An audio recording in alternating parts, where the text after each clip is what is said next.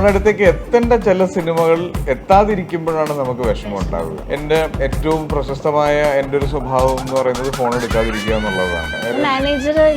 ഉണ്ട്. മാനേജർ വിളിക്കുമ്പോഴും കിട്ടൂല. ഇപ്പൊ കിട്ടാത്ത ഒരു വൈഫിനെ വിളിക്കാൻ. അപ്പൊ ഒരുപാട് അപ്പം അങ്ങനെ ഡിസിഷൻ എടുക്കുന്നതിൽ അയ്യോ എവിടെയെങ്കിലും പാളി പോകുന്നുണ്ടോ അങ്ങനെയൊക്കെ തോന്നിയിട്ടുണ്ടോ? ഇതിൽ രണ്ട് കാര്യങ്ങളാണ്. ഒന്ന്, ഡിസിഷൻ എടുക്കുന്നത് നമ്മളാണെങ്കിൽ അത് പാളിയാലും ഇല്ലെങ്കിലും നമുക്കത് എഫക്റ്റ് ചെയ്യില്ല. ഒന്ന്, അത് എന്റെ തീരുമാനമായിരുന്നു. ഞാൻ വേണ്ടെന്ന് വെച്ചതാണ്, അത് വേണ്ട, അത് ഞാൻ ചെയ്തത് ശരിയാവില്ല. അല്ലെങ്കിൽ ഞാൻ വേണമെന്ന് വെച്ച് ചെയ്ത സിനിമ മോശമായി, അത് ഞാനാണ് വേണമെന്ന് വെച്ചത്, അത് ഞാൻ ചെയ്യേണ്ട സിനിമയാണ്, അത് സംഭവിച്ചു. നമ്മുടെ അടുത്തേക്ക് എത്തേണ്ട ചില സിനിമകൾ എത്താതിരിക്കുമ്പോഴാണ് നമുക്ക് വിഷമം ഉണ്ടാകുന്നത്. ഇപ്പൊ പ്രത്യേകിച്ച് എന്റെ ഏറ്റവും പ്രശസ്തമായ എന്റെ ഒരു സ്വഭാവം എന്ന് പറയുന്നത് ഫോൺ എടുക്കാതിരിക്കുക എന്നുള്ളതാണ്. പല സമയങ്ങളിലും എന്നെ ആളുകൾ വിളിക്കുമ്പോ കിട്ടാറില്ല. ഉണ്ട്. മാനേജർ വിളിക്കുമ്പോഴും കിട്ടൂല. ഫോൺ എടുക്കില്ല എന്ന് പറഞ്ഞാൽ അത് എല്ലാവരെയും ബാധിക്കുന്നതാണ്.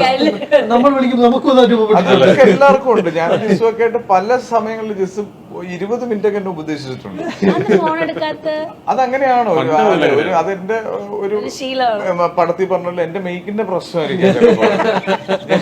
ഞാനത് ആ ഒരു സ്വഭാവം, അതൊരു സ്വഭാവമാണ്. അപ്പൊ അതുകൊണ്ട് തന്നെ എനിക്ക് ഒരുപാട് നല്ല സിനിമകൾ മിസ്സായിട്ടുണ്ട്.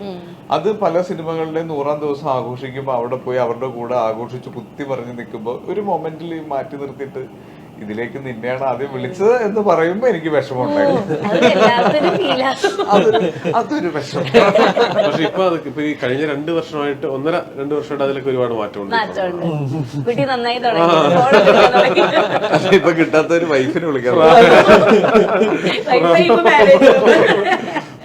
ഓക്കെ, ഈ പടത്തിന്റെ ഒരു എൻഡിങ്ങിലേക്കൊക്കെ വരുമ്പോ നമുക്കൊരു സീക്വൽ നമുക്കൊരു പ്രതീക്ഷ തരുന്നുണ്ട് ഇല്ലേ?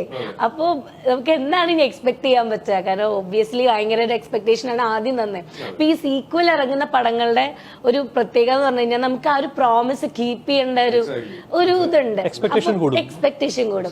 അപ്പം അതെങ്ങനെ കീപ്പ് ചെയ്യും എല്ലാവരും? ഈ സിനിമയുടെ തലവന്റെ പ്രൊമോഷൻസ് ഞങ്ങൾ വന്നിരുന്നപ്പോ ഞങ്ങള് വളരെ ഒരാൾ പോലും, ബിജുവേട്ടനായാലും ആസിഫായാലും ആരും ഈ സിനിമയെ കുറിച്ച് വലിയത് പറയുന്നത് അങ്ങനെ പറയുന്ന ഒരു സമ്പ്രദായത്തോട്, കോടികളുടെ കണക്കിനോട് ഒന്നും നമുക്ക് യാതൊരു രീതിയിലും അതൊന്നുമല്ല സിനിമയ്ക്ക് വേണ്ടി സംസാരിക്കേണ്ടത്.